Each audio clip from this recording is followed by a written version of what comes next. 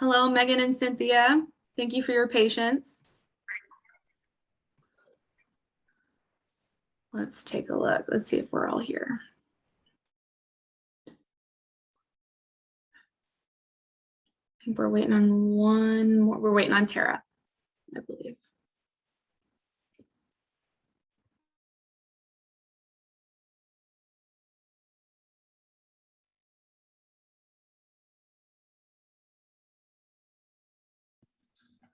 Somebody didn't get the memo. The meeting was on Zoom. Hi. I was wondering why you were in his shop. I was like, why? He was like an orphan in the cold behind City Hall. I couldn't get in. All the doors were locked. I was like, I'll go up to the library and jump on. He goes, nah, just come over here. Oh no. But when you had set it out that it was both. But you know, I'm sure you're gonna bring this up. I'm perfectly, if you guys want to meet in person at City Hall, I'm perfectly fine with it, you know, just locked in the chamber. Just spray them on with disinfectant first or something. Let me hand sanitizer. Lots of hand sanitizer. No fogger. Yeah, there you go. All right, man. Thank you. Okay, thanks, man. Appreciate it. Here we go. Here's Tara.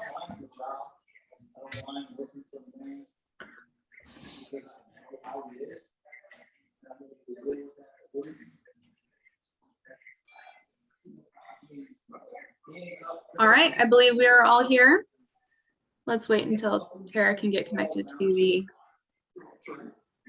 thing. Jason, I'm going to mute you for background noise. Here we go. All right, Tara, you good? Can you hear us? Okay, great. All right, so we will call the meeting to order. Welcome, everyone.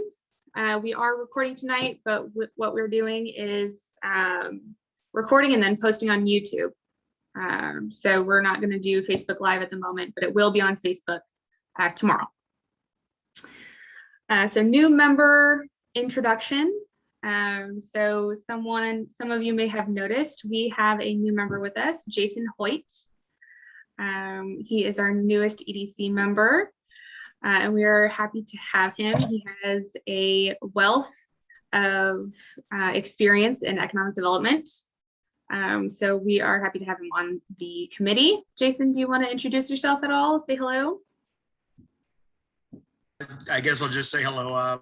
My name is Jason Hoyt. I work for Central Bank of the Midwest. I'm a commercial relationship manager in my office here in Smithfield.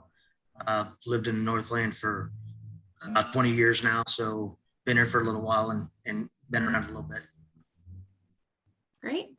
Well, then hopefully next time we all meet, we'll be able to say hello in person and you'll get to meet everyone else too.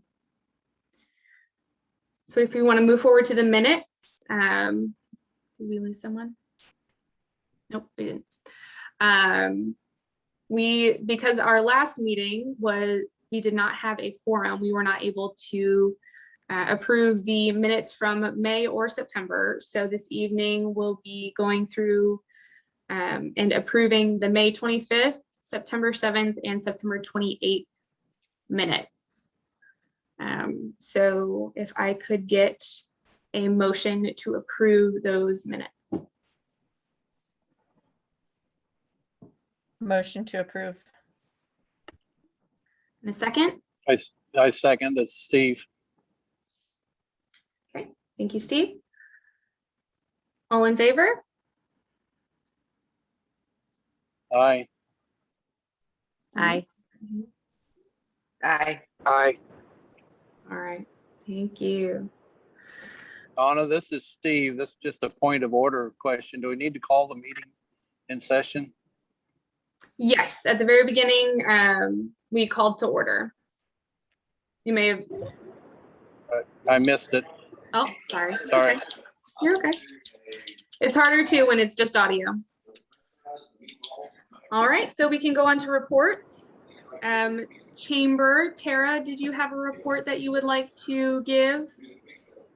Or at least introduce yourself. This is the first time you're joining us. So a while. Yes, thank just you. go ahead and introduce yourself and any report that you have. Okay, yes, Tara Young with Smithfield Chamber of Commerce. Just wanted to give an update on things that's been happening. The haunted campground, we received monetary donations from Costco and Picture Perfect Lawn Care. So all of the candy was completely donated. We didn't have to use any of our resources.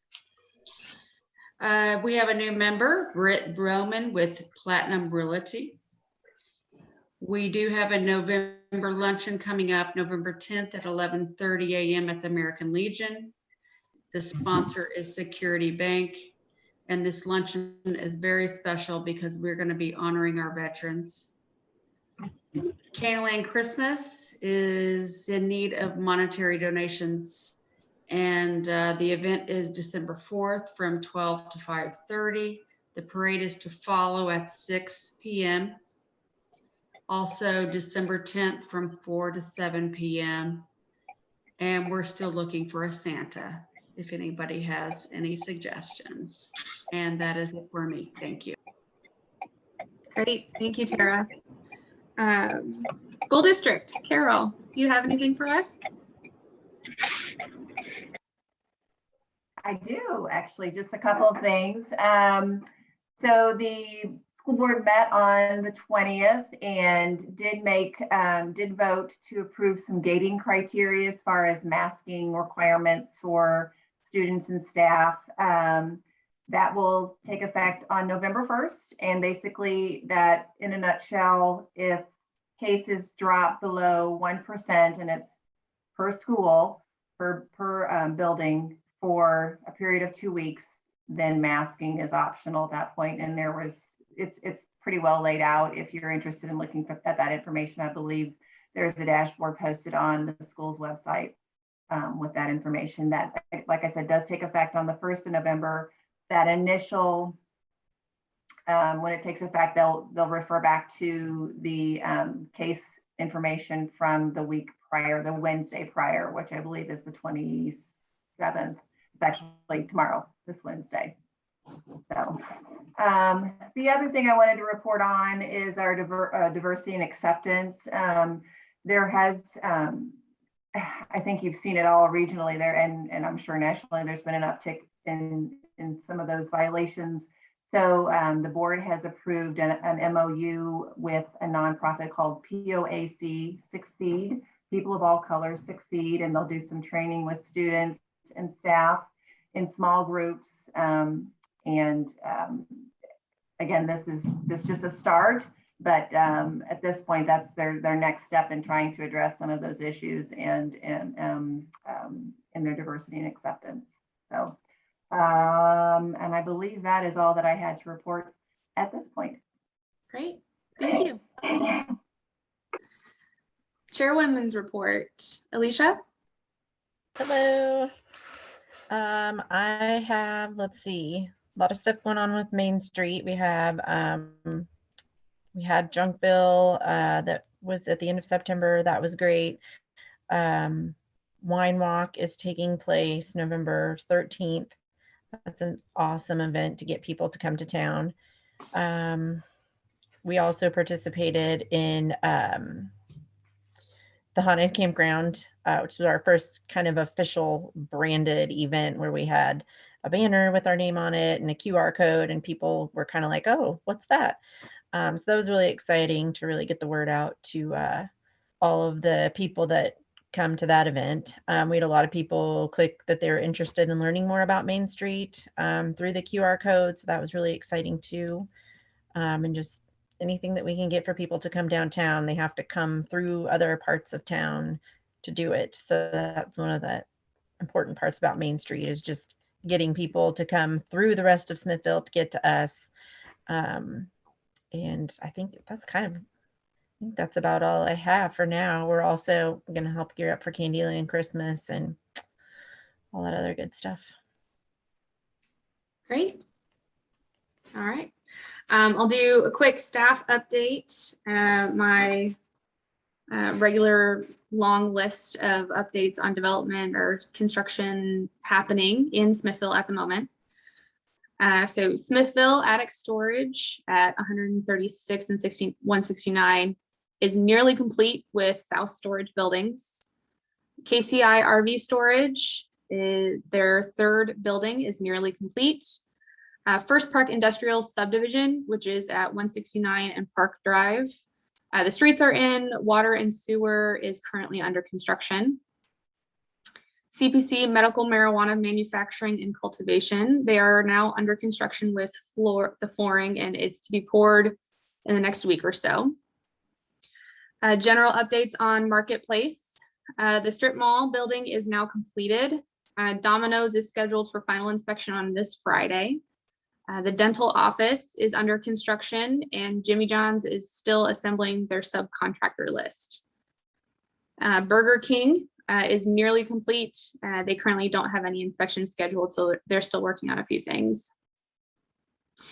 Eagle Ridge, the residential subdivision, is all completed except for the streets, which need subgrade enhancements to pass inspection to start paving. And then a few Bridge Street updates. So the southwest corner, which is Cornerstone and South, all rehab is complete and all the spaces are now under contract. The southeast corner, which is Crafter's Corner, is set to begin rehab in November. And then the northwest corner, which is the building that is now black, the rehab is underway and the tenant is under contract.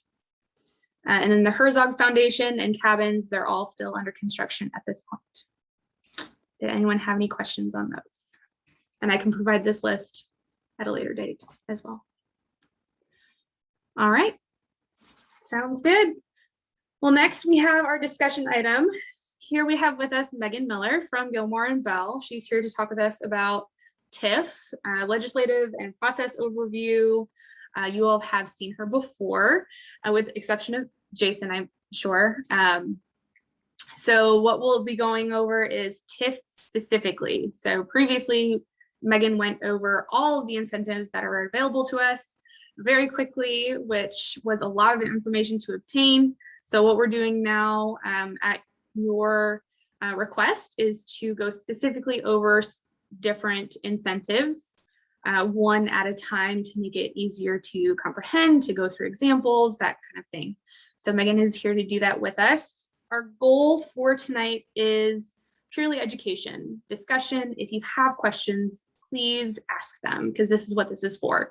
We're not going to be asking you for any decisions during this. So what we can do is we'll have the discussion tonight about TIF, and then over the next several weeks, please be going over your notes, go over the PowerPoint that is in your packet. And at our next meeting, what we'll do is we'll go over possible decisions as far as what to recommend to the Board of Aldermen for the overall incentive policy.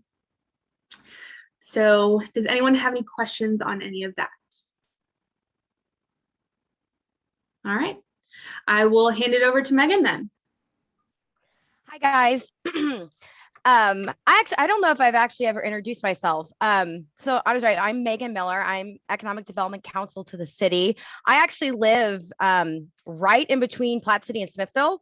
So I spend a ton of time in Smithville. And so I love getting to do anything with the city. It always makes me really happy.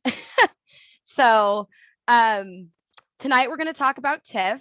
I'm going to try to start my PowerPoint. TIF is extremely complicated. Yeah, I work with it every day. So do all my partners. We think it's hard. So if you have any questions, stop me, ask the question.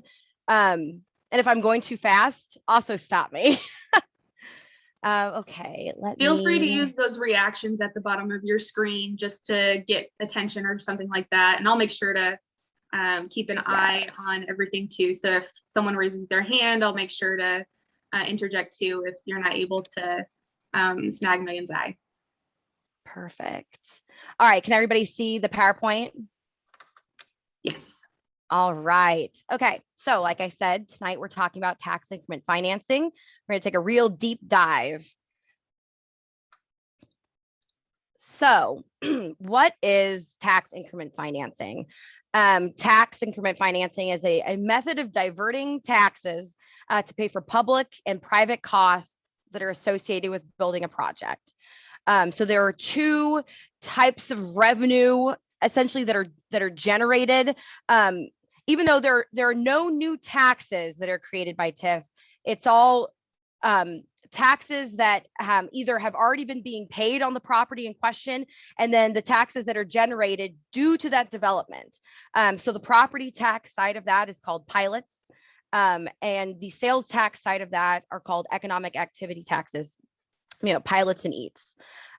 So pilots, the base is what the property owners have already been paying in terms of property taxes. And then the pilot itself is the amount of new property tax that is being produced today due to the project. 100% of that increment is captured.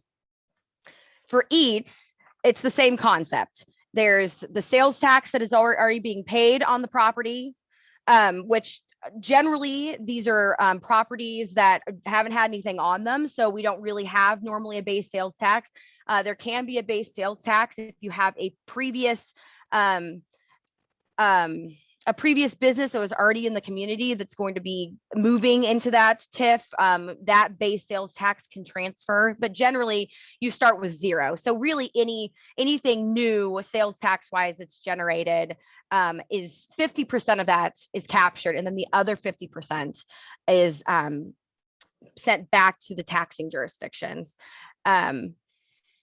That money is then deposited in the city's special allocation fund that is created for each individual TIF. It's created whenever the city approves the ordinance, that allocation fund is created and then money flows into that. All right. Does anybody have any questions? We're going to go more into this in the next few slides, so we'll keep talking about the base and the increments. So how does TIF work? The real property assessed value is frozen at that assessed valuation. It's called the base, which is then certified by the county at the time of project approval. So per the TIF Act, the county assessor is required to certify that value. The increase then in assessed value over that base is applied to tax rates to create the increment. Same deal with the sales tax side. The revenues are frozen at that base level that are collected during a calendar year prior to project approval. So whatever was generated sales tax wise in the year before the project was approved, that's what our base sales tax is.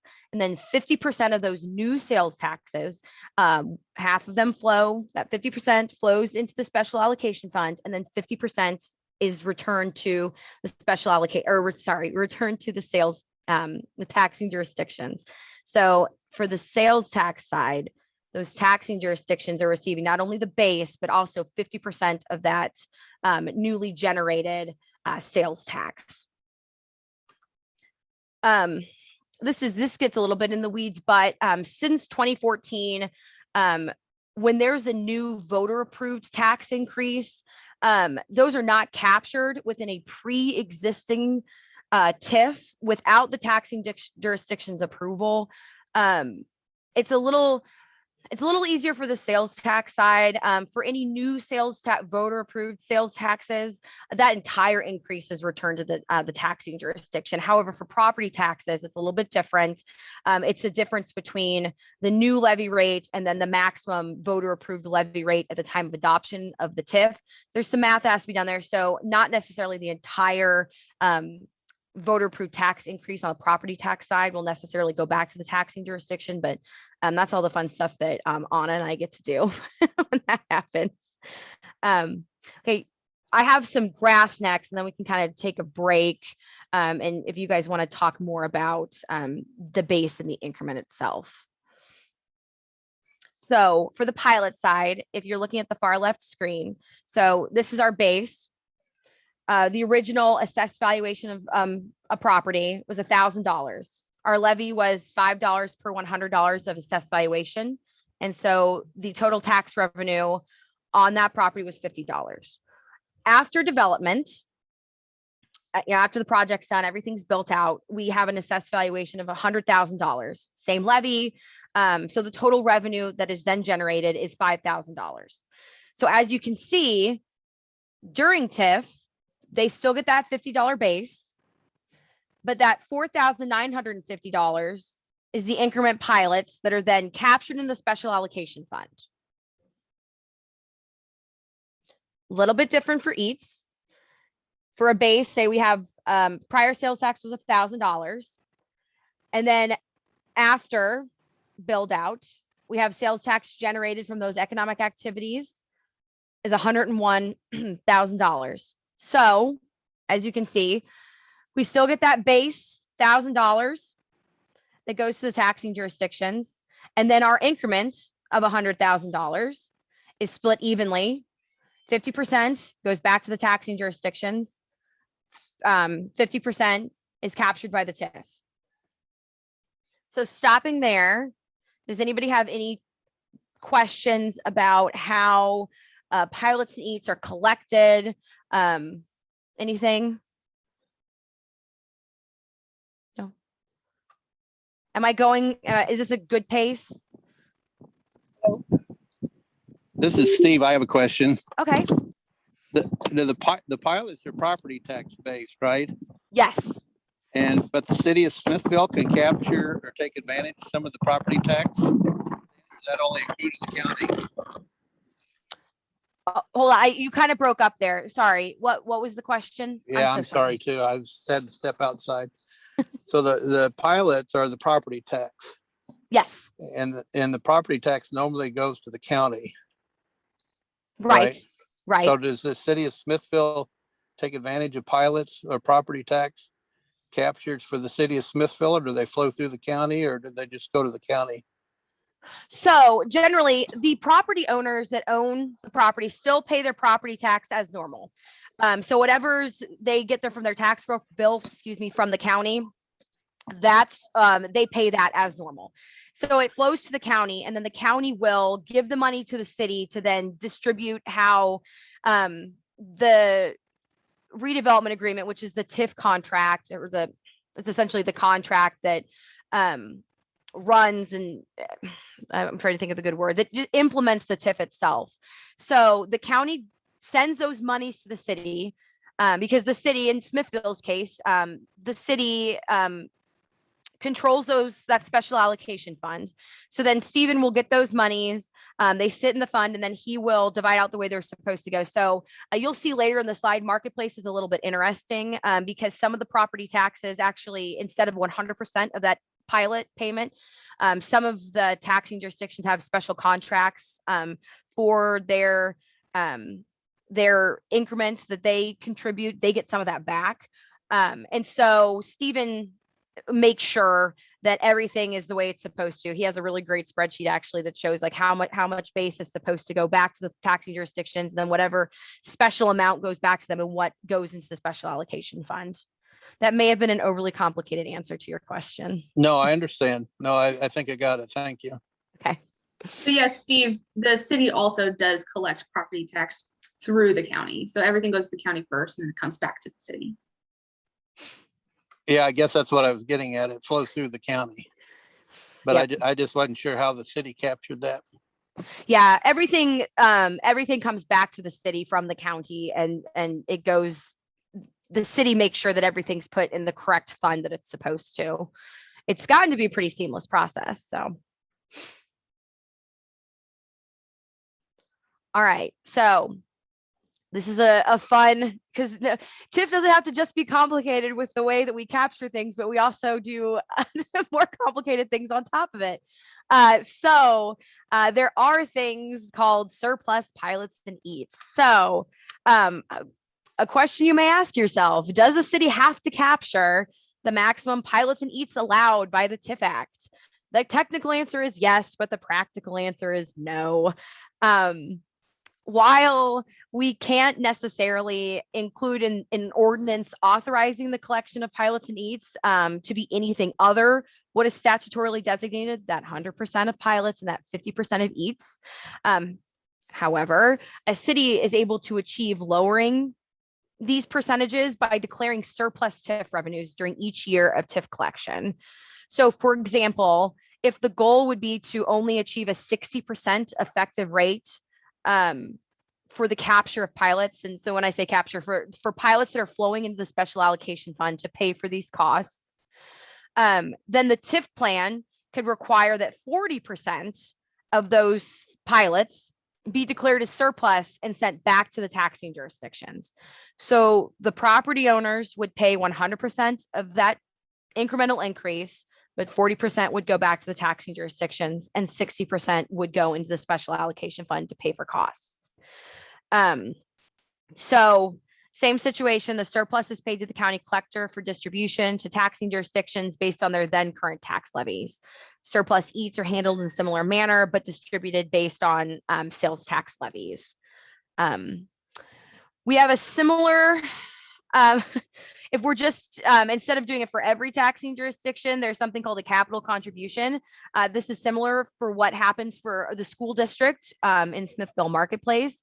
It's where a percentage of revenues is returned back to a single taxing jurisdiction. This is not required to be done by the statute, but is done occasionally. Statutorily, however, ambulance and fire protection districts are entitled to reimbursement of whatever, it's between 50 and 100%. They can choose, they set this, it's done by outside of agreement. They are allowed to pick a percentage that they want to come back. So that's I believe that change came into effect in 2014. So does anybody have any questions about surplus pilots and eats? That was kind of a surplus pilots and eats, capital contributions for a single taxing jurisdiction, and then ambulance and fire districts that are kind of treated a little bit differently because they can pick a different type of reimbursement if they so choose. I have a question. Yeah. So hypothetically, if someone's going to build like a residential apartment area, how does that fit in? Is it a pilot or is it an eats? And how does that work there? So we generally do not do TIF for residential purposes. There are other taxing incentives that are a lot better to be done if you're building like an like if you're building a single apartment complex. If we were coming in, we wouldn't recommend to do TIF because it's really not helpful, right? I mean, like that would be a real property tax driven TIF, which there isn't really a great use of TIF. That would probably be more something you would recommend a chapter 100 for rather than TIF. However, it has been done where you see a first floor or a first and second floor that's commercial, and then you have like a 3, 4, 5-story apartment on top of that. Kind of treated the same way. You have that increased assessed valuation due to the building. So then you've got property tax increment that's on top of that. And then the sales tax generated by those commercial properties that are on the first and second floor. That's kind of a better use of TIF. But if you were just doing, hypothetically, a residential and somebody wanted to do TIF, it would be purely pilots driven. It would solely be paid back on the increased property tax value and assessed valuation instead of anything dealing with needs. So what are great examples of use of TIF then? Great examples of use of TIF. Well, actually, I'll get to that at the end, but just in general, it kind of depends. TIF is fantastic for retail marketplace. That is a prime example of a great use of TIF. It's retail driven, right? Similarly, if you've been to Lee Summit, actually, we'll talk about this here in a little bit. One of the Lee Summit, actually both of them, they're big shopping centers with the Macy's and the Target. They have TIF on top of them, and those have been great TIFs.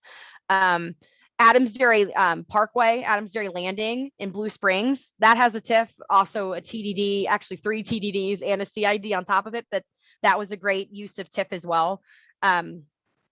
Generally, you want to use it when there's a lot of new retail buildings that are going to be built for the commercial, just so you get that sales tax. So you're, an effective use of TIF.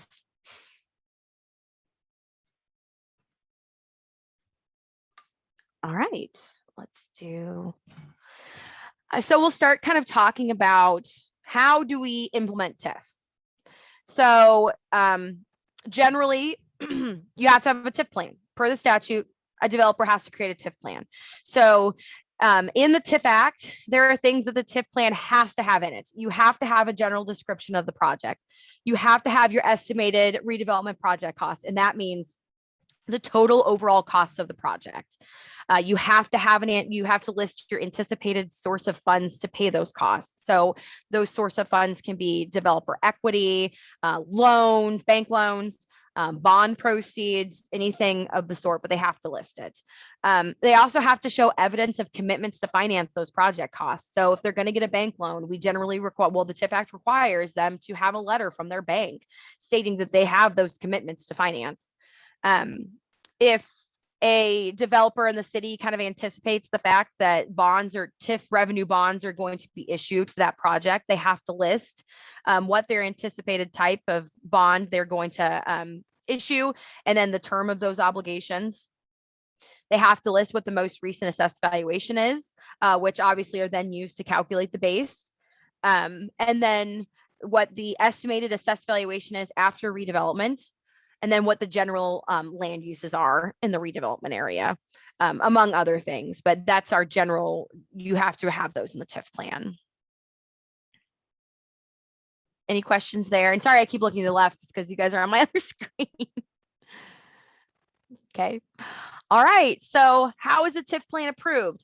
I do want to state that this is Smithville's process. Some of these are statutorily required. Some of these are things that Smithville, the city staff, has made changes to make it a more transparent process. So how is a TIF plan approved? Generally, a developer will approach the city with some proposal. City staff will then initiate negotiations. Generally, the very beginning of that is a funding agreement is negotiated. And this process, when we're negotiating this plan, it takes really as many meetings as possible to make sure there's a funding agreement put in place that, this is a good project for the city in line with the goals that everybody, wants for development of the city. So all third-party consultants are paid for by the developer, usually through this funding agreement. They are I'm a third-party consultant. So this is not paid for by the taxpayers. It's all paid for by the developer. So then, and the developer will then approach the taxing jurisdictions. And that's something that's kind of particular to Smithville, just to kind of talk to them and, make sure that they're on board with this process and it's something that they're going to support. Then a plan is prepared and then is filed by the developer. So it's required to be filed with the city clerk. And then we have 90 days to review that plan essentially. And generally, as you can see before, we've done negotiations. So we kind of know, what's coming when they file that plan. Then there's a request for bids and proposals. So this is kind of funny. The TIF Act actually requires that a city that's considering a TIF plan establish written procedures relating to bids and proposals for redevelopment projects, which Smithville already has. And that provides for any interested party is given a reasonable amount of time to submit an alternative proposal for this property. Now, generally we don't see a lot of that. I've never seen that happen. Because a developer that's submitting a proposal generally owns the property that they are getting ready to submit the TIF plan on. And so it's kind of hard to submit a proposal for a piece of property for land that you don't own and probably aren't ever going to own. And so this is just, it's a formality. It kind of coincides with the rest of the TIF plan approval process. This is kind of lengthy. It roughly to approve a TIF plan with all the notices and dates you're supposed to, it takes about 3 months overall. And that's like the fastest we can do it. So during this time, there's a mailed notice that goes out to the taxing jurisdictions. And then we have 2 publication notices in a newspaper. And then there's a mailed notice to the property owners. And all of this is leading up to the Tif Commission public hearing. That's our big first step. All of these things are leading to that public hearing. So we get to the Tif Commission public hearing. For Smithville, because it's a city outside of the city of St. Louis who has its own particular rules, the Tif Commission is composed of 11 members.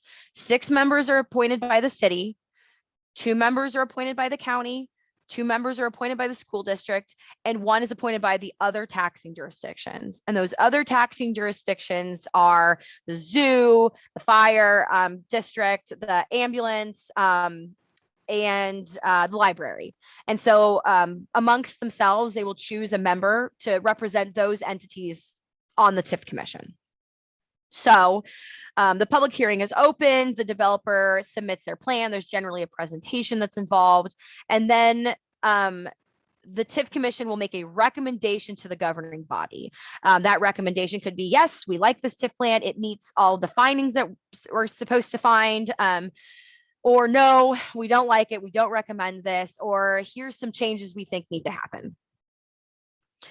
That recommendation then goes to the governing body. So then in front of the governing body is an ordinance approving the plan. That ordinance usually is approving the plan, designating the developer, declaring it a blighted or a conservation area. At that same time, the governing body can also approve a redevelopment project, which there's a nested table later on that'll kind of show you there's an area and then there's projects within that area. And then it also can approve that redevelopment agreement, Tiff contract as well. Sometimes those things are done later. So once the governing body approves that Tiff plan, a clock starts and they have 10 years from the approval of that plan to approve the projects within it. And sometimes the redevelopment area is the redevelopment project. It's just one.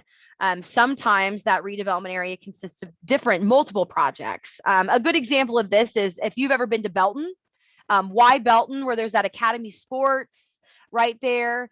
That actually had multiple project areas. So Academy Sports was its own redevelopment project, but then across the street from that was its own redevelopment project. And so each one of those can be started at different times. And those projects themselves, TIF is termed out at 23 years. TIF can only occur for 23 years. So, and this is in a later slide, but if we start one project, you have 23 years. And then if you start the next project 2 years later, it's 23 years from that approval. So it gets kind of funky with dates, but it kind of helps developers if they kind of have a master plan, but they're not really ready to do the second phase quite yet. It kind of gives them time to get that second phase on board, their financing in order, and then they can build that.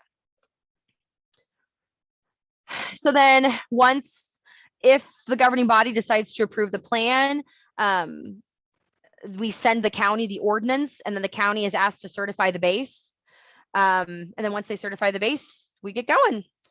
So is there any questions? It's a very detailed process, but I like the fact that it's so detailed. It's pretty transparent in and of itself. You know, there's a lot of publications, there's a lot of notices that go out. There's a lot of presentations that are being made, which is a good thing in my opinion.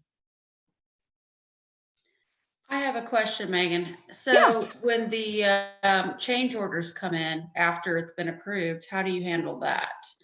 Because everyone wants to get their small bid in and match everyone else's, but once they see the whole project, there's always change orders that need to happen after you get on the land and figure out what you're dealing with. So change orders meaning like the developer when they hire their subcontractors, that's what you're saying, change orders in that? Yes. Okay.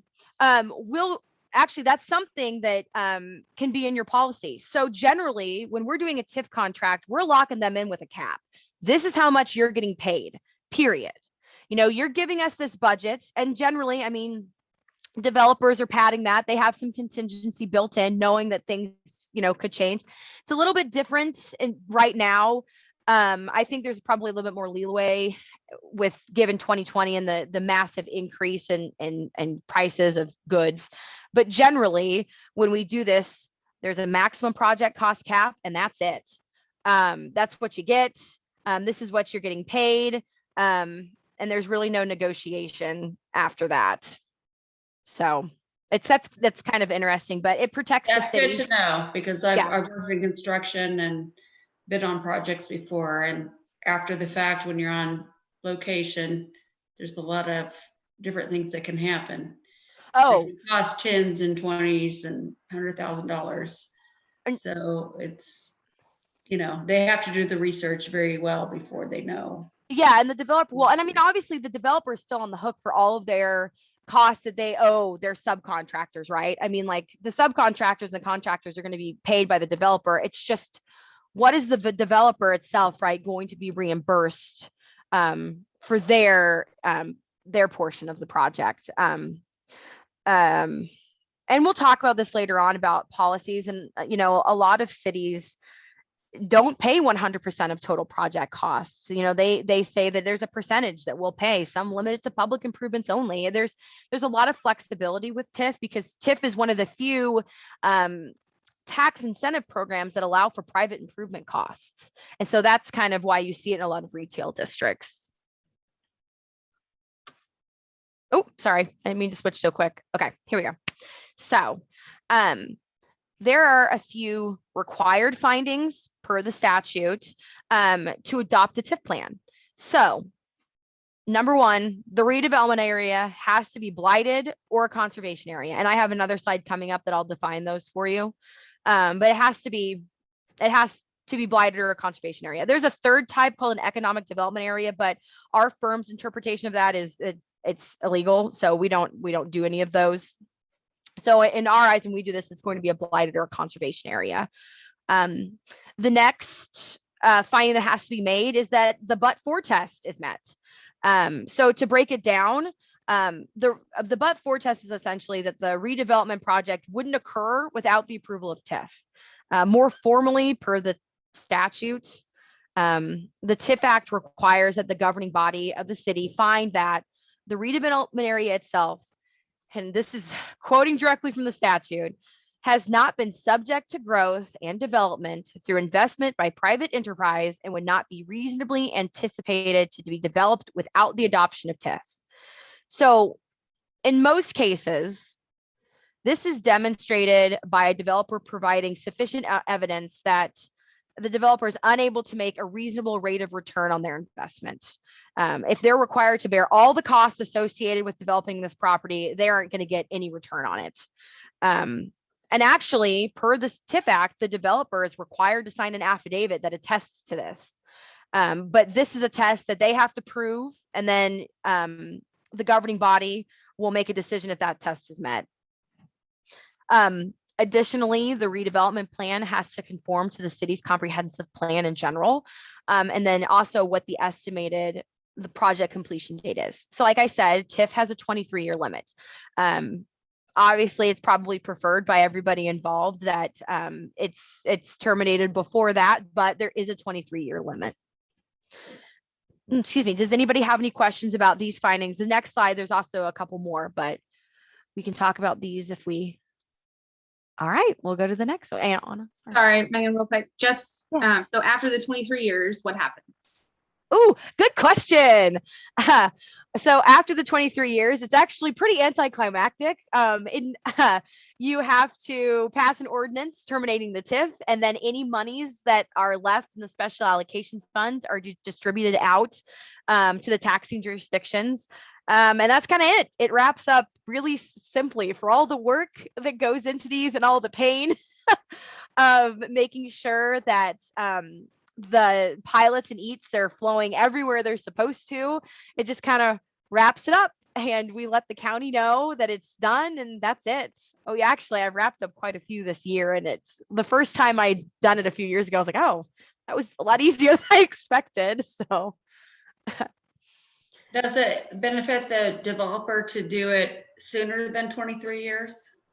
You know, it just kind of depends. And this will go into later on. We'll talk about this. I have some clients, some cities that have a preference that they, you know, look at TIFs more favorably if they're 12 years, 15 years. Some of the massive projects that have, you know, insane overall total project costs. They probably will, you know, hope that it goes out to 23 years so they make sure they get all their money back that they're expecting. So it just kind of depends. It's I've seen some that have a pretty small cap, you know, not the developer is not requesting a lot back, and so they finish in like 12, you know, 13 years.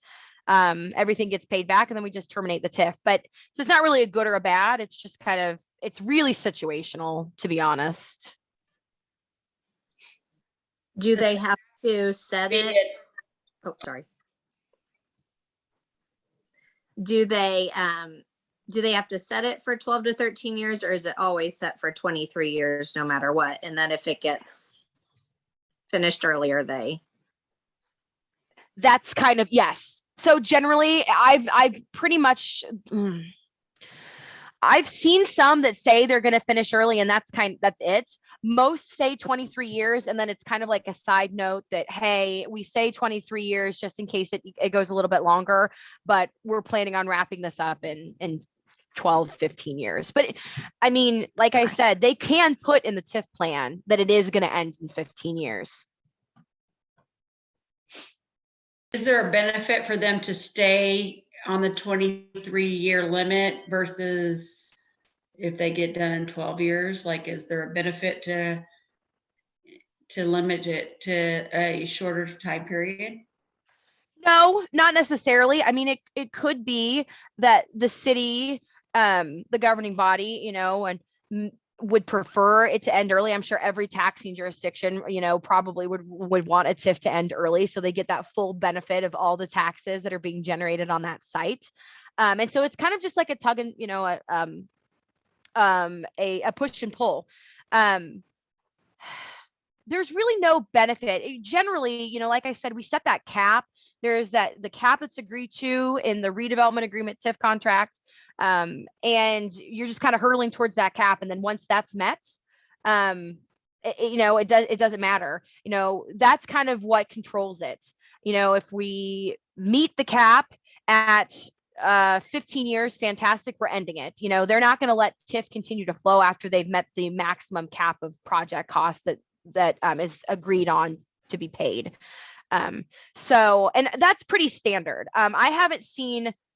I don't think I've ever worked on a TIF where the city's just kind of said, okay, it's a time frame.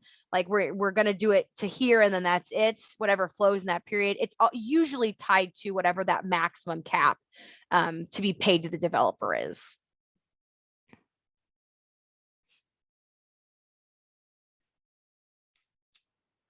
All right. So some additional findings. A relocation plan is required. So if there are businesses that are in the TIF plan that they're going to boot out, there has to be some sort of relocation plan. This generally isn't a problem because there are hardly ever any businesses that either aren't staying there or that you know, are usually there's no businesses, to be honest. Also required is a cost benefit analysis and a financial feasibility study. This is critical. It shows the economic impact on each taxing jurisdiction, the impact if the project is built, the impact if the project is not built, what's feasible for the developer, what they're considering it, an adequate return on investment. So this is something that is poured over by the city and me. It generally should show the projected revenues to the taxing jurisdictions. It will be included in the TIF plan. It is generally done by a consultant or the developer. I've done a few cost benefit analysis. Sometimes cities will draft plans and I'll do the cost benefit analysis. And then the staff obviously reviews those things. And so what is an adequate return on investment? Generally, a developer will argue that the return on investment without TIF is inadequate or negative even. And when you think about it, you know, the city should provide enough TIF incentive to provide a reasonable rate of return on the developer's investment. You know, something that I think everybody's kind of looking out for is that whether the project is being over incentivized and it's too large a return on investment to the developer, and that, you know, everybody's kind of getting, it's not great. It should be just incentivized enough that, you know, the developer is getting a good return, but not something that's crazy. And then off. Oh, sorry. I'm sorry, this is Steve. How long have TIFs been in place and in use? Oh my gosh, that's a great question. I want to say since the 80s, actually. I can't believe I'm kind of disappointed that I don't know this. I read that statute all the time. I think since the 80s, there's a little history. TIF was actually created in Chicago, and in Illinois, and the Missouri statute is based on on Chicago's plan, actually. That's scary. Probably why it's overly complicated. I'll tell you that.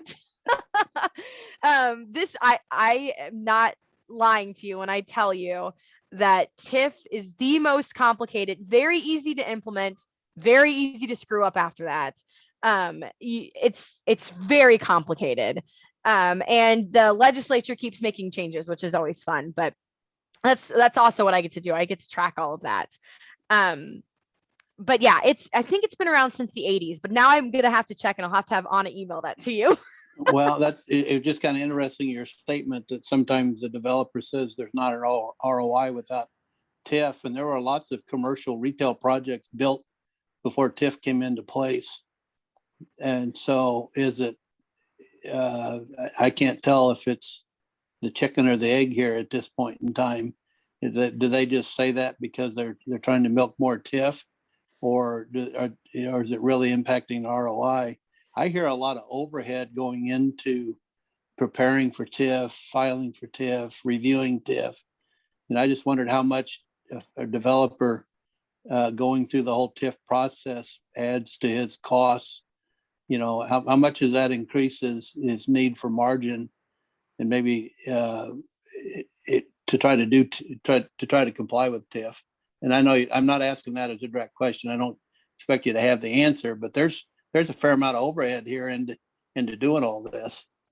Yeah, I mean, you do. That's the $1 million question. I mean, that's the argument that I've heard on the floor of the state legislature. That's the argument that that every governing body that I've dealt with, that's always the question. The crux of every single TIF that's going to be put in front of a TIF commission and then a governing body is essentially that, is this, that's the whole but for, and it's really interesting.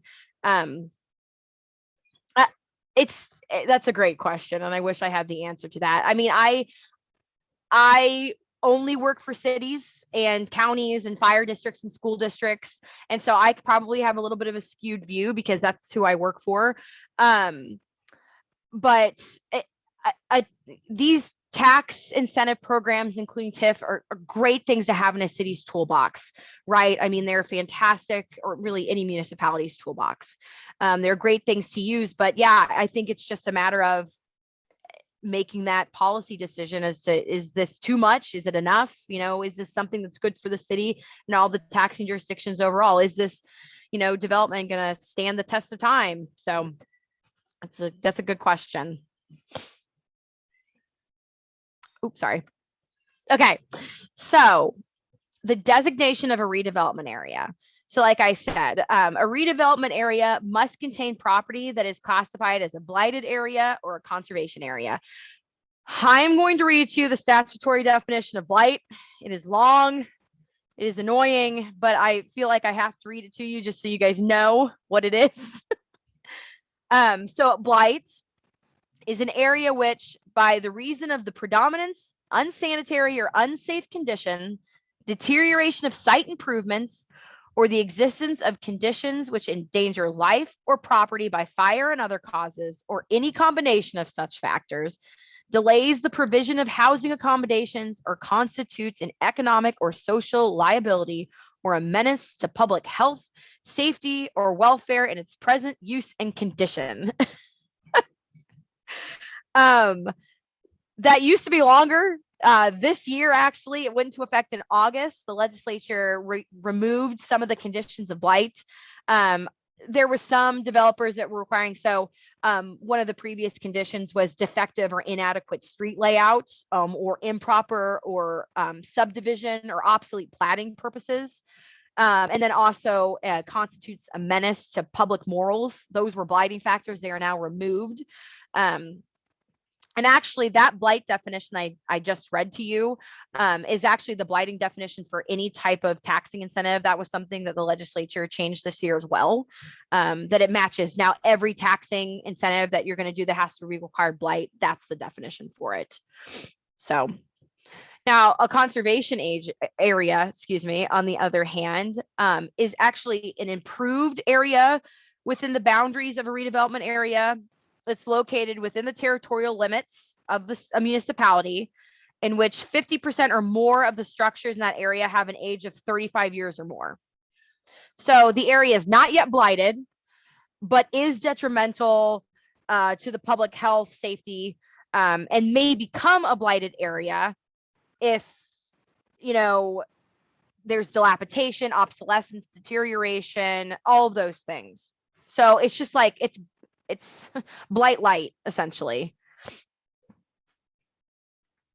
So then you'll also see in here that currently, as of August 28th, that no new TIF projects there. So you can't do TIF in greenfield areas anymore. And a greenfield area is any vacant, unimproved or agricultural property that is located outside city limits and that is substantially surrounded by agricultural zoned areas. And so you can't do TIF. That was a rule that was really just, it only applied to St. Louis, and then the legislature this year approved it for everywhere. So this is also, Steve, this is a good point. Like blight, that's also a point of, that's a hard one too. You know, is this blighted? Is it not blighted? So I think the definition of blight is probably a little bit more broad than people expect it to be. But that's always one that, you know, causes there's always some debate about that amongst a Tif Commission or a city, so the governing body. Does anybody have any questions about blight or conservation areas or greenfield areas? Am I going too fast? Is this okay? All right, perfect. All right, so what happens after a TIF plan is approved? And this is kind of just I'll walk through this, and then my next slide literally is, this is in words. So we're going to go through this twice. So after a project is completed, all right, the developer in the city, or even before the project is completed, the developer and city are going to execute a contract. The special allocation fund is going to be created. The city may or may not authorize debt obligations, and then the developer commences the project. Once the project is finished, pilots and eats are generated. The city then collects those pilots and eats. And remember, so our pilots are that incremental increase above the base. So that 100% of that increase flows into the special allocation fund. I use that word a lot, flows. Sorry, I realize I have certain things I say with TIF, and it probably sounds ridiculous now that I think about it. And then for eats, that incremental increase above the base, 50% of that is flowing into the special allocation fund. So then you have your pilots and eats in your special allocation fund. And that money can either pay debt service on bonds, or it can be pay-as-you-go reimbursement. So generally, within that contract, the developer has to apply. So that's actually something I'm doing on currently with Marketplace. So a developer can't just say, this is the amount, pay me, right? They actually have to fill out a form, submit all of their invoices, send them to me. I have to match them up, make sure everything is, you know, kosher under the law. And then the check gets cut. And then, so because this is after the project is completed generally, I mean, it's usually a large number.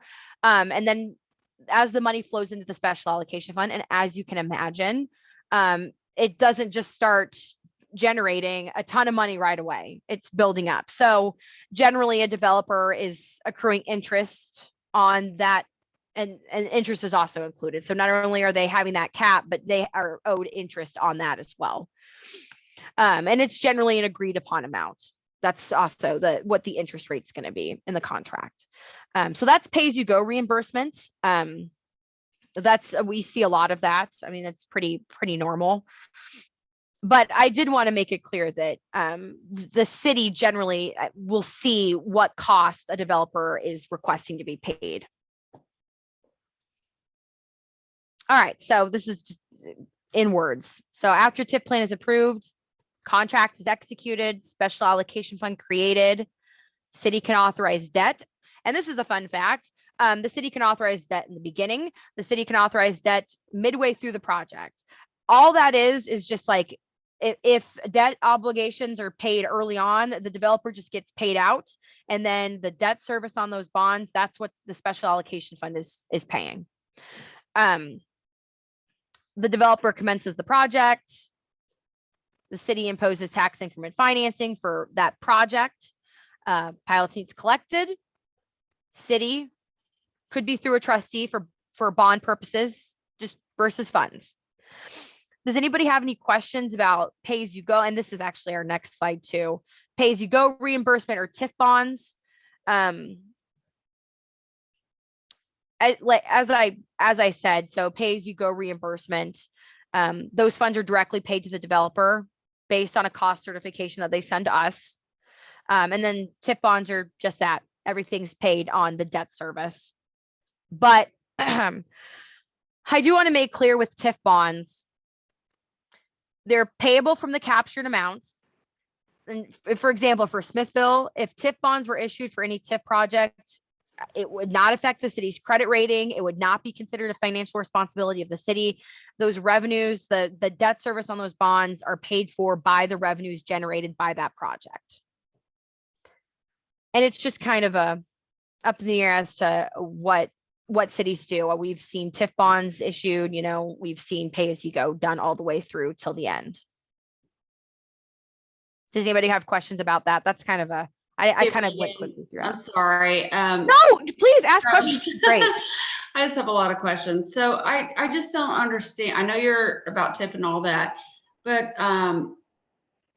is there a reason why they're bringing TIF to Smithville? Because I feel like we're growing and that developers would come here without having to deal with tax incentives. Is there a reason why they have to do the tax incentives? Is there something that we don't know about with, the land and all of this and that? No, not necessarily. Really, a lot of it's done. A lot of developers that do a lot of these projects are developers that do projects throughout the metro area, right? They get tax incentives there, and so then they apply for other places. And it also could be just that they want to bring this big project into a town, but they don't have an adequate ROI. Like I said, I'm skewed and I don't want to insert too much of my own personal opinion about it. But like I said, I work only for cities. And so my view is always what's going to be best for the city. And sometimes that's implementing some sort of tax incentive and sometimes it's not. Because you're right. There are probably some projects that ask for tax incentives that don't get them. And that happens. If the city decides that they're getting too high of a return on investment and it doesn't make sense, they turn it down. But generally, I think that the cities that I work with, really pour over this, right? They're really making sure that this is not going to harm anyone in any way, that this project costs are high. It doesn't seem like this project would be getting done otherwise. That is something that I really appreciate, that they really do take the time to make sure that if they're bringing something forward to the board, that it's something that's a good thing. Hey, Megan, and I appreciate your time and all of your input, because I'm new at this, so I just want to ask questions, that I need to know and that sort of thing to make a good decision. But I really appreciate your input and your education on this. Hey, Megan, it's Cynthia. Yeah. If I could follow up just a little bit, I think you make great points there. And Tara, just to clarify, that's one of the reasons we want to go through this process with the EDC. And we're having a meeting with the school board next week. We're just, because our first and only existing TIF was approved in 2017. We've had a lot of interest in development in the community over the last few years. And, you know, our strategic plan and our comprehensive plan are outlining areas where we want to see development occur. Now we want to work in looking at, okay, what are the right projects in the right place using the right type of incentives? And that's why we need assistance from the EDC in identifying what incentives make sense in what instance. So that you've really kind of hit on what we're trying to get in the long run out of this and that direction from the EDC. And let's go through all of these types of incentive, have a real good understanding of what those are, and then what would make most sense for us as a community. So hopefully that makes sense, Tara, and how we're trying to put the pieces together here. Absolutely. I'm just trying to understand everything, being new to the community. So just asking questions and trying to figure out, you know, the best thing for the community, of course. All right, so excuse me. Okay, so what can TIF revenues pay for? These are some examples of reimbursable redevelopment project costs. So land acquisition, demolition, clearing, grading of land, costs to rehabilitate existing buildings, construct public improvements, construct private improvements, studies, surveys, plans, specs, professional service costs, financing costs, and then relocation costs for any displaced persons.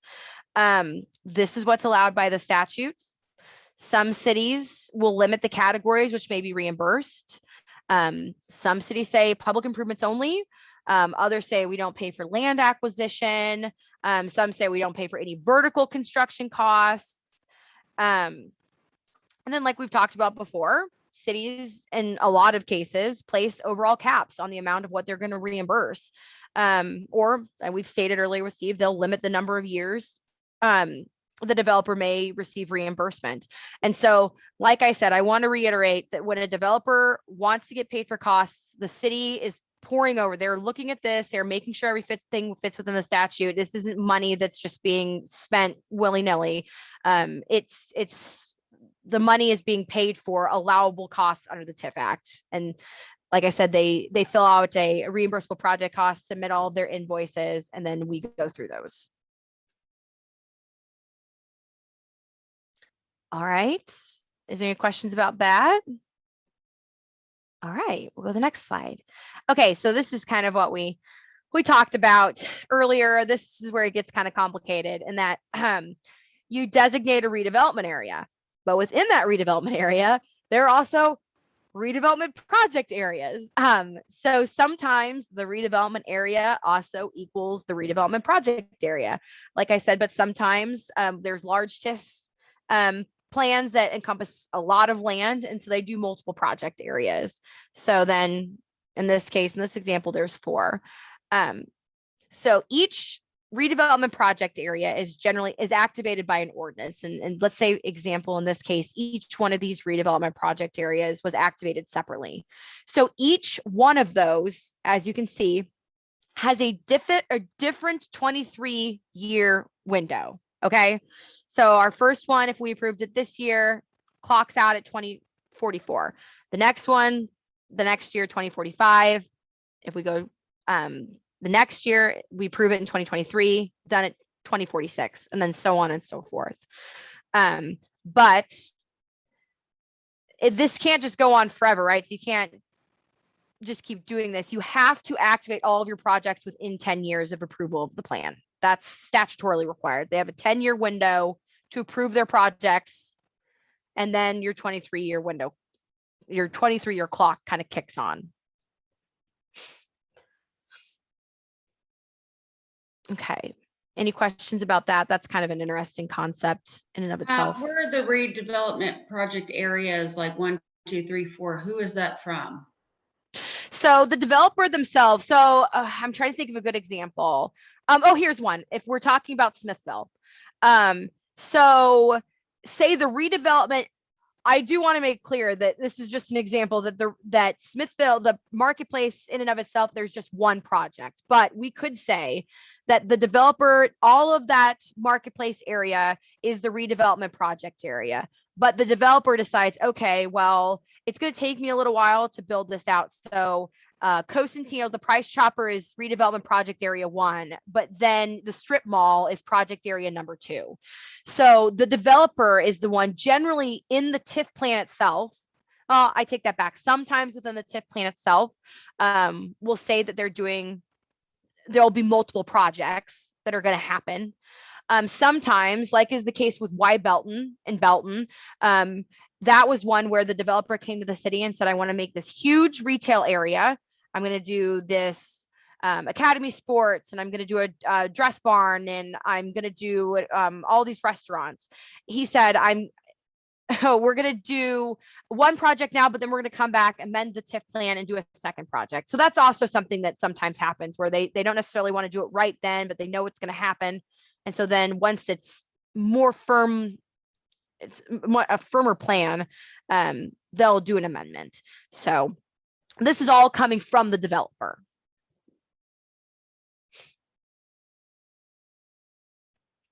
All right, so this is kind of our next step. Now, what is the role of the TIF Commission? So the TIF Commission is where the taxing jurisdictions have a role in the approval process, right? They're the recommending body. They review the TIF plan and all the supporting documents. They conduct the public hearing. They accept evidence and testimony during the public hearing. They create the record. And then they make the recommendation to the governing body. So if the commission makes a recommendation in opposition to a proposed plan or project or redevelopment area, it takes 2/3 majority vote at the governing body level to approve that plan. Okay, so they have a little bit of a heftier role. And then the TIF Commission can also include additional recommendations to the governing body. So they can make a motion to add language to the TIF Commission resolution addressing particular things that they think this needs to be changed. So for instance, the TIF Commission it could recommend that a percentage of pilots be declared surplus and returned to the taxing jurisdictions. They can recommend that to the governing body. So like I said, all of our notices, all of our mailed notices, published notices, everything's leading up to this public hearing. This is kind of like our first big step, which the TIF Commission runs. So does anybody have any questions about, it's 11 members made up by a whole bunch of different people. Okay, we'll go to the next one. So then what is the role of the governing body? So the governing body approves the TIF plan, approves the redevelopment area. They make the blight determination. They can approve the projects. They select the developer for the TIF projects, which, I mean, generally always is the developer that put forth the plan. They make a policy decision as to whether or not the incentive is a good use for the city. They will enter into the TIF contract. And then they create and manage the special allocation fund. Project area ordinances receive a first reading at the time the plan is approved, and then the TIF clock is activated later.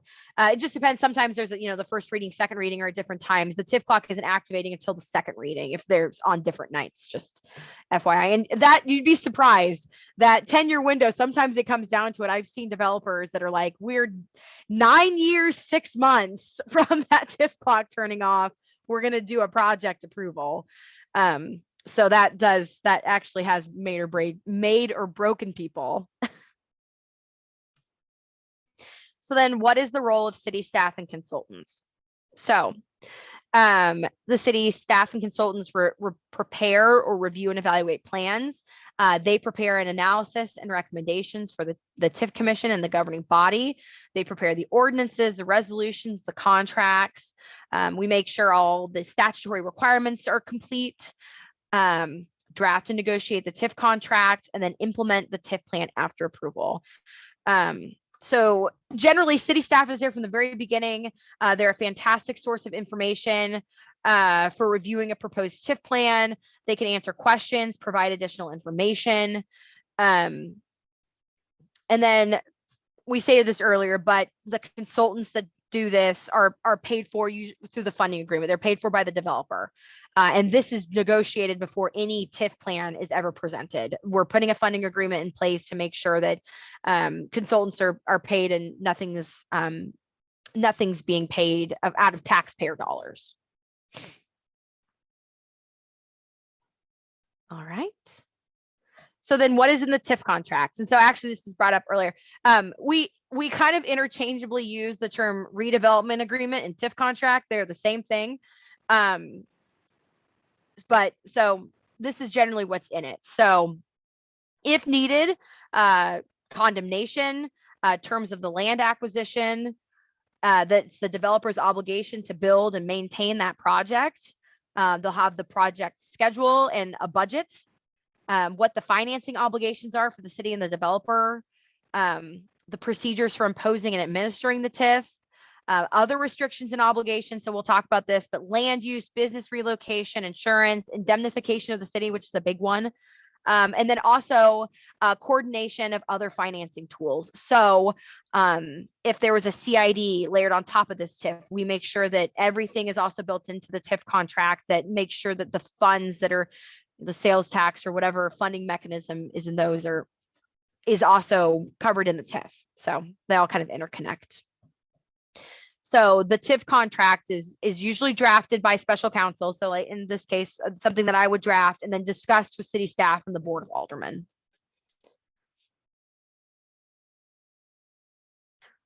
All right, so there is, oh, sorry, did somebody have a question? I did. So at this point in time, EDC is not involved. Right. Where is EDC involved? I think, sorry, Anna, you answer that. So EDC, you all as an advisory committee, this is where you're involved. So going through education and advising the Board of Aldermen on what incentives that would be beneficial for the city, to what degree. Megan will go over a list of different things at the end of this presentation of the items that we can change as we go over time within the TIF contracts. So this role right here, so in the advisory portions of incentives, this is your role to go over this and advise the board on what you believe would be the best fit for the city of Smithville. That's it. I believe in the previous meeting, Mayor Boley said there's two incentive programs typically used for the city, TIF and another one. Is that correct? There are several different incentives that you can use in conjunction with each other separately. So those are all the different incentives that Megan previously went over on September 7th, as well as that toolkit that's included in your packet. So any of those incentives can be used on their own, but they can also be used together in certain sequences. But they don't have to be used in any certain pairing or anything like that. But I thought he said there were two typically used, the city of Smithville used. Is there more than two? I understand there's a basket. Oh, that we have used in the past? Yes, yes. We have a TIF and we also have a SID, which is on top of the current TIF, which is the Smithfield Marketplace, where Price Chopper is. And that is a special tax that goes along on top of that TIF. And then are those the only two that we've used? Have we used any Chapter 100s? Not that I've done. Yeah, the only, so Stephen, the only economic development incentives we currently have in place are at the marketplace, the TIF and the CID as Anna outlined. Prior to the marketplace TIF, there was an existing TIF from the early 2000s on the property where marketplace is, that was Smithville Commons. And that was, and Megan, correct me if I don't say this in the right way, that was disbanded shortly before approval of the marketplace TIF for the marketplace TIF to occur. Those are the only economic development incentives on the books in Smithville right now. Yeah, Cynthia is correct. So is the vision here the EDC is going to gain a better understanding of other incentives and therefore make recommendations that the city apply for or employ other incentives on projects. It wouldn't Actually, on all, Oh, go ahead, Cynthia. I was going to say, if you don't mind, I'll just go ahead and jump in. You're right. What we're looking for is some assistance from the EDC in helping staff and the board know the types of incentives, the types of projects that would be appealing in the community, and how we would marry those with incentives to be able to move forward in development. Because particularly starting with the marketplace, and in the last few years, Smithville has become a more appealing place for development to occur, and we have more and more inquiries. We also, over the course of the last 3 years, a number of folks in this meeting and throughout the community have been involved in processes of how we shape our community into the future. We went through a strategic planning process in 2019, updated our comprehensive plan in 2020. We've worked on a Parks and Recreation master plan. There are a number of things occurring around the community that all tie into making us a community that is attractive for development.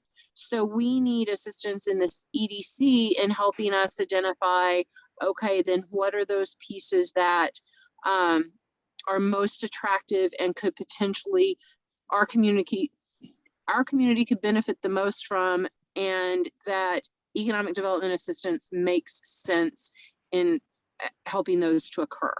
Both the strategic plan and the comprehensive plan outline economic development as goals. Well, the strategic plan outlined economic development as a goal. The comp plan outlines kind of where development makes sense. And in both instances, there are roles for the EDC, particularly in this area of helping us redefine that toolkit and the policy. So that's really what we're looking for from this group. Yeah. So I appreciate the explanation. So could we say, since TIF and CID have already been used by the city, Megan's well versed in both of those, should we really be focusing on the other incentive programs in the basket or in the toolkit rather than TIF? Because it seems like we've got a good handle. The city has a good handle on TIF already. Well, I think in one instance, we do have a good handle on TIF. There are a lot of questions in the community sometimes about TIF and the value of TIF. There are ongoing discussions. As I kind of alluded to earlier, next week we're meeting with the school board because we have a joint meeting with them on a periodic basis, and we want to have conversations because there's an impact on the school district when we look at a TIF project or any type of economic development or tax abatement. So I think a good understanding for this group of what those tools are, which is what we're trying to provide you all, then thinking about, well, then what are, Megan has outlined in some instances here, there are places in the law that allow cities to negotiate. Do you look at, you have the opportunity for up to 100% abatement. Well, does it make sense as a community that we basically say, we won't ever look at 100% abatement, or we will only look at 100% abatement if a project does this, or this? Those types of parameters may be helpful in us understanding to provide some guidance in further project review. Does that make sense, Stephen?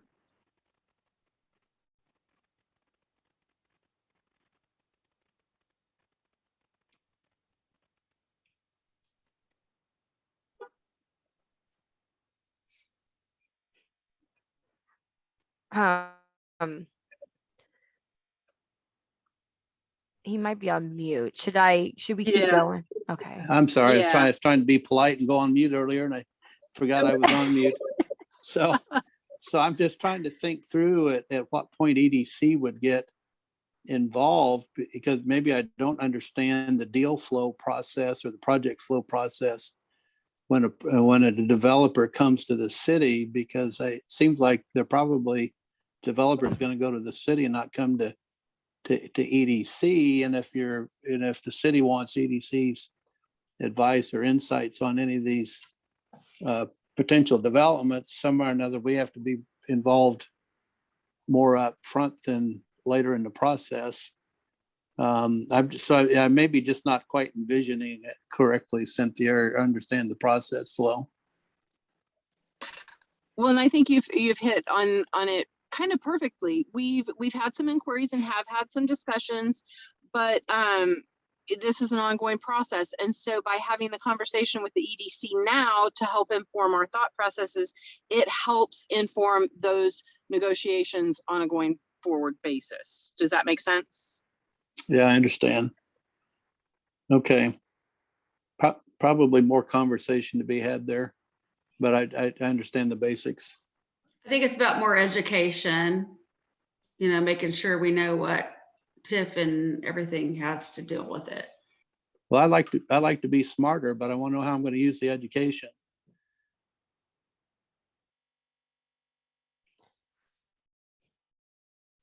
Let's see. So does anybody have any more questions about what is included within a TIF contract? This document can get huge, by the way, but it really controls everything. So, all right, well, there's also ongoing compliance for TIF. Just because the process is done doesn't mean that the state doesn't still require some things to happen afterward. So there are really two big things. There's an annual report and a 5-year hearing. So that annual report is sent to the Missouri Department of Economic Development. It's generally an update on the redevelopment areas and the projects. You have to show how much revenue is flowing in.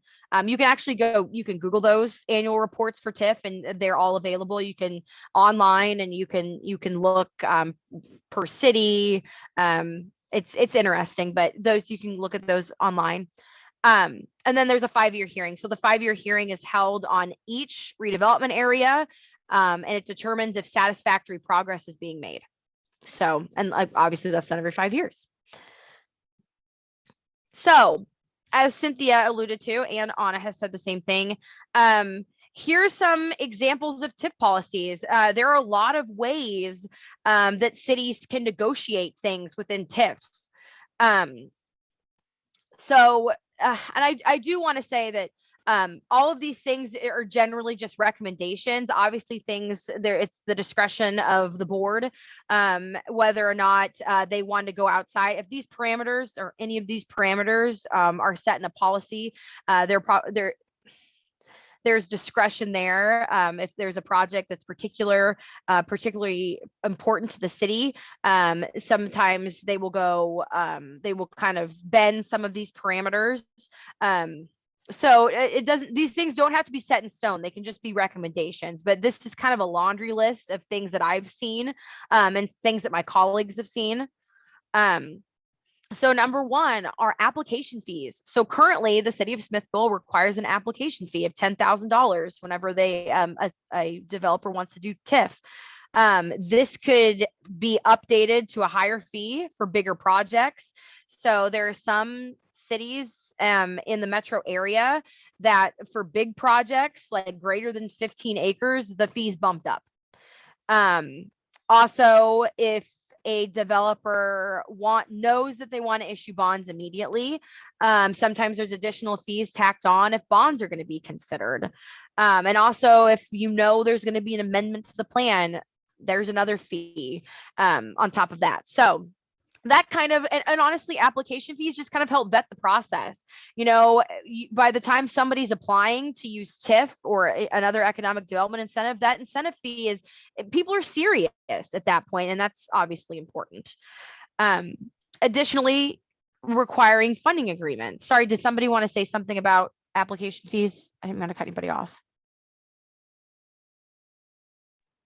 No, I was playing with my mute button. Sorry. Sorry, Cynthia. I just had a kid get in the car, so I wanted to make sure I was muted and our talking wasn't bothering you. Also we can require a funding agreement. And so those funding agreements include, if costs are going to exceed that application fee that was collected, then the applicant, the developer, is reimbursing the city. So again, no taxpayer dollars are, paying for counsel or any other consultant that may be brought in. Next, requiring coverage factors for projects anticipating the issue of bonds. So it requires a developer to show that if they're going to issue bonds right out from the beginning, that the pilots and the EATs that are anticipated to be generated are going to be sufficient to cover that debt service. Like I've seen cities require that 1.5 coverage, you have to have coverage and a half. Over the projected debt service.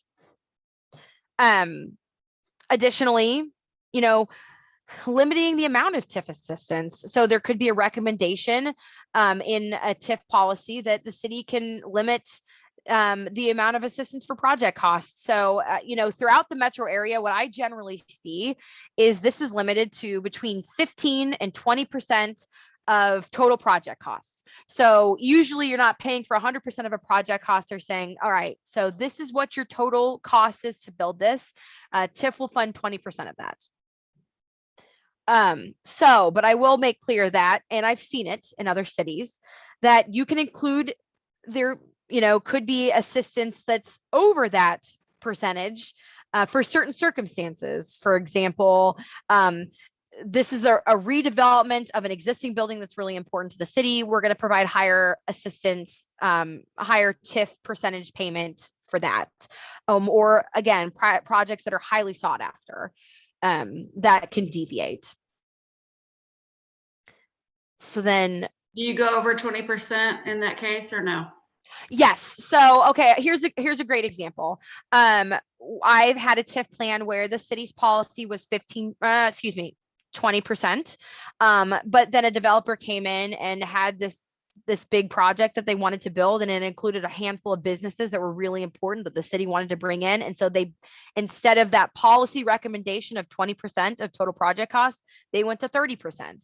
And so they paid 30% of the total project costs. But that was a project that was really, really important to that city.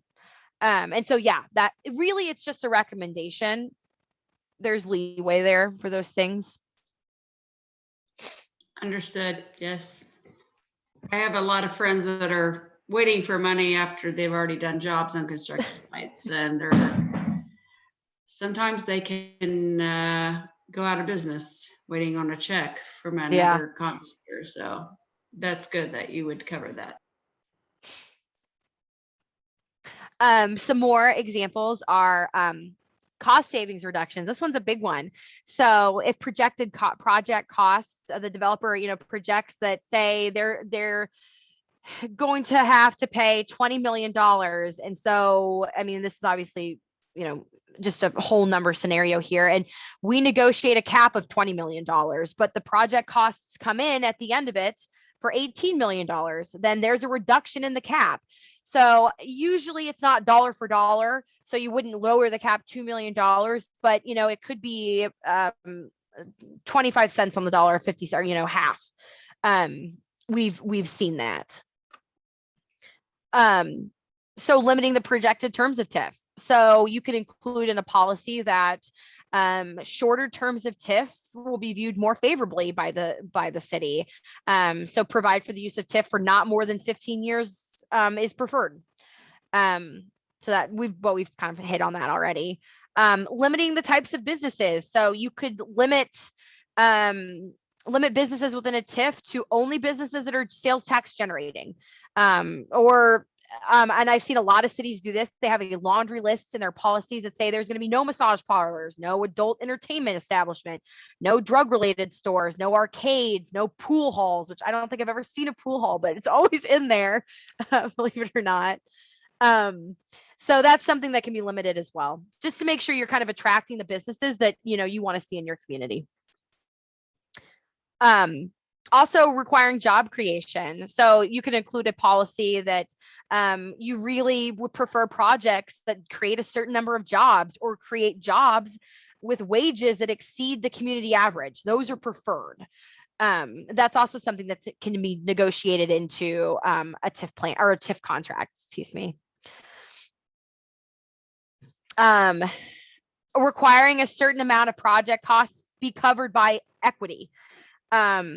This is a big one too, to make sure the developer has some skin in the game, right? So 10%, 15% of the project costs have to be covered by equity. Maybe land acquisition costs may or may not be included in that contribution.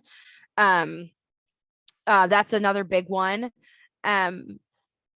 Here's one: requiring substantial and significant community benefits. So requiring that public improvements are also included. You're setting aside workforce housing that, you know, if there maybe is an apartment that's being built in conjunction with this TIF, that, you know, there's workforce housing that's being set aside. You know, really things that just strengthen the economic and employment base of the city.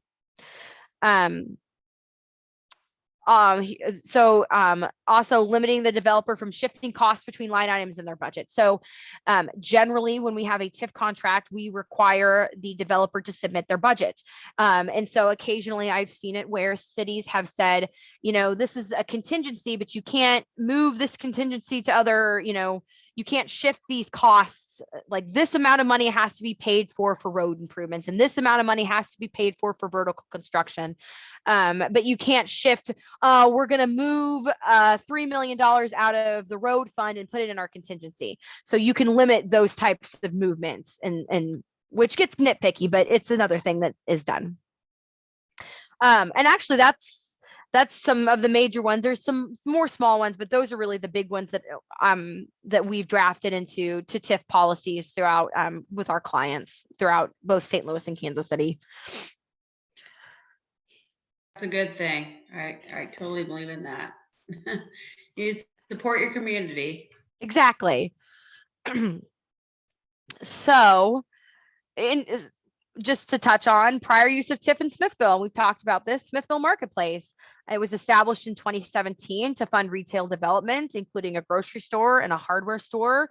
It did include construction of public improvements at the intersection. There is a CID that's layered on top of that generates a 1% sales tax. And so because we have a 1% sales tax, that half of that flows into the special allocation fund, and the other half then pays off improvements that are allowed under the CID Act. And so that's kind of a way that developers kind of start layering things in. And Sid is that a little further. Something that we can go over at a future meeting as well. So yes. I know going over CID for all purposes at the moment for TIF, Sid is the ability to have that additional 1% sales tax, but we will be going more into that in the future.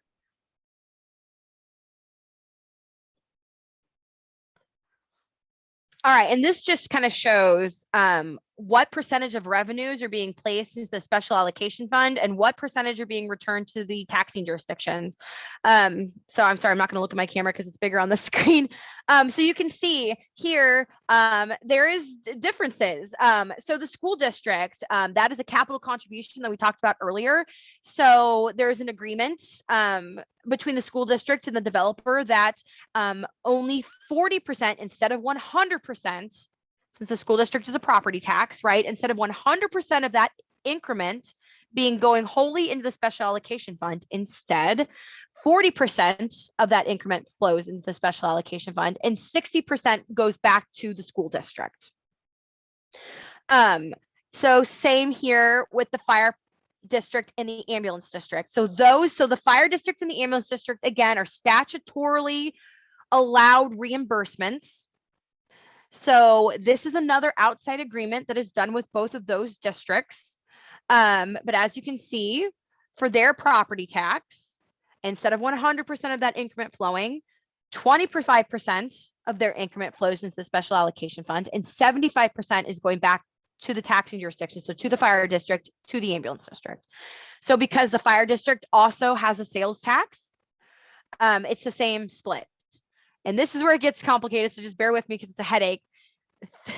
So of their 50% of the increment that it flows in the special allocation fund, 25% of that 50% increment goes to the special allocation fund, and 75% of that 50% increment flows back to the taxing jurisdiction.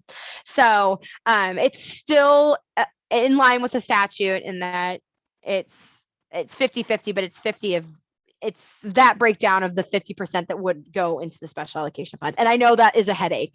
So if you have questions about it, I have fun little diagrams that I draw. We can talk about it later, but I'm always wondering why the zoo is involved. Because the zoological district extends up here. So that's actually a sales tax that the city of Smithville is included in the zoological district. And so that is a sales tax that is generated within the city limits of the city. And so they're also included in this actually. So it's the zoo, I believe that's at the county level, right? That was, I don't do a lot with the zoo. At the county level, because it's, yeah, I think it's the state level. I think Clay County that It's happened. the county level. That it was I believe Clay it's County, yeah. Jackson and Clay County both have the zoo sales tax that go toward the zoo.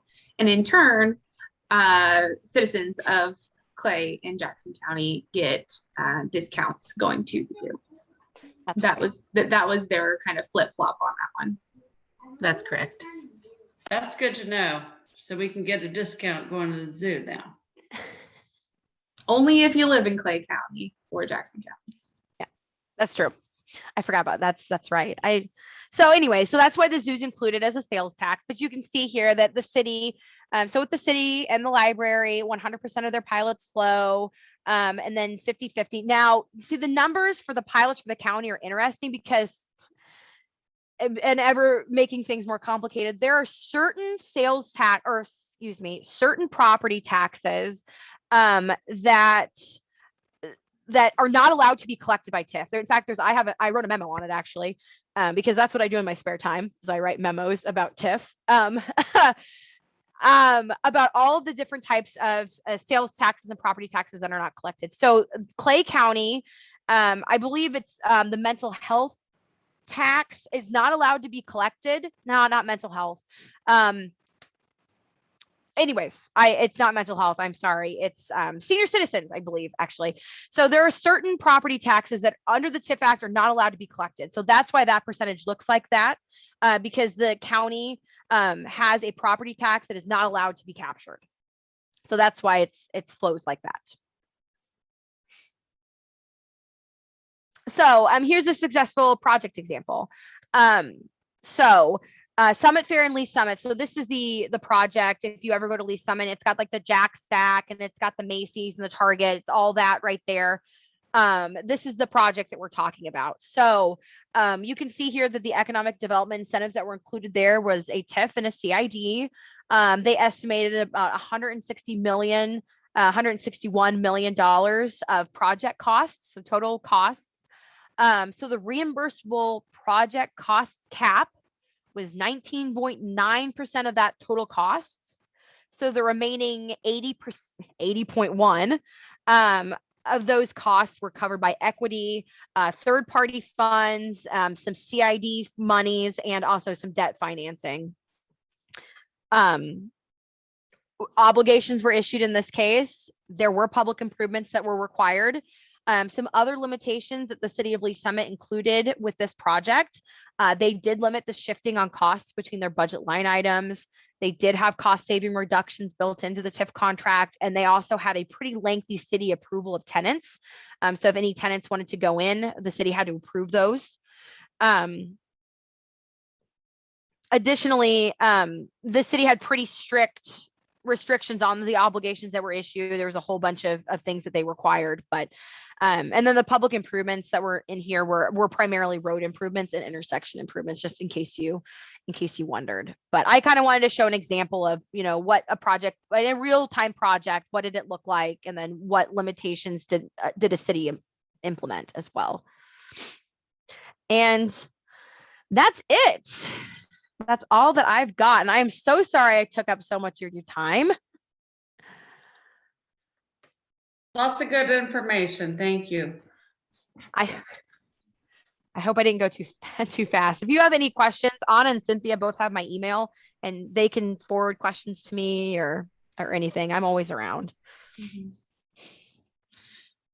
Thank you, Megan. I know there's a lot of information, and I really appreciate you going through it in detail, because I know that may have created some additional questions, but we're getting to work through those so you guys are adequately able to give recommendations to the board. Are there any other overall questions that you have for Megan at this time? If you have any more in the future, feel free to contact me and we can get those answered. But for now, do you have any overarching questions? I think it was very informative, and I have a better understanding about everything. So it was wonderful for me. Great. Here. All right. Thanks, Megan. Thank you, Megan. No problem. All right. So going on to our agenda, our second to last item, new business. Is there anything that you all would like to see on our next agenda? I believe Megan and I have talked about going over, as far as the next incentives to go into depth, is chapter 100 and chapter 353 together. Is that, were you all thinking of a different incentive that you wanted to go over next, or would that be okay with you all? Which would be the next sets of incentives that the city is most likely to employ with project developments? Yep. That would be the next ones I'd want to hear about. Okay. Yeah, chapter 100 is definitely one that we've talked about a lot as potential usage for incentives for developers in the city. So I think that would be very beneficial for us to go over. And chapter 353 is also a little bit similar. So I think those two would go hand in hand pretty easily when going through those. I've got an item for next meeting, would be a conversation about hotel for an additional hotel for Smithville. Okay. Anna, when are we going to go over like what we think as individuals are recommendations for the TIF? Like, so what we would like to see in our policy. We'll go over that at our next meeting. So I wanted to make sure that and then go over another incentive. Correct. So okay. At our next meeting, we'll go over any decisions that you all have as recommendations for the board. And then we'll go into the chapter 100 and chapter 353 for educational purposes. We won't have any decisions on that. And then the next meeting we'll have decisions on recommendations for the chapter 100 and chapter 353. So that way you all have time to digest the information that Megan has given you tonight.